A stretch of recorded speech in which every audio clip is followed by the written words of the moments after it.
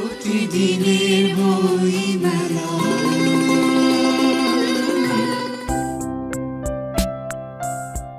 প্রকাশনা শিল্পের দীর্ঘদিনের যাত্রী অনুপম প্রকাশনী তার কর্ণধার মিলন নাথ জানালেন এবারের বইমেলায় তাদের প্রকাশনীর আয়োজন নিয়ে।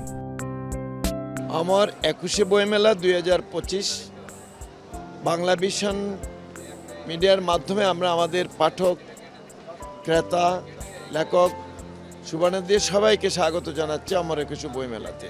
শুরুতেই মনে হয়েছে মেলার একটা ভালো দিক কি, কোনো সময় মেলার শুরুর দিন আমরা এত পরিমাণ ক্রেতা, দর্শক, পাঠক আমরা দেখি নাই।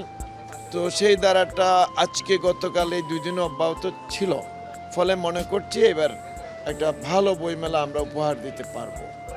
আর অনুপম প্রকাশনী তার এই প্রকাশনার দীর্ঘ যাত্রায় 47 বছরে পদার্পণ করেছে এইবার।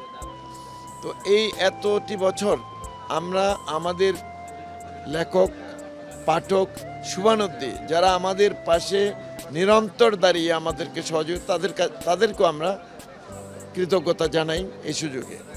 আমাদের কাছে শিশু সাহিত্য একটা টপ প্রায়োরিটি, আমাদের কাছে জ্ঞান বিজ্ঞানের বই একটা টপ প্রায়োরিটি।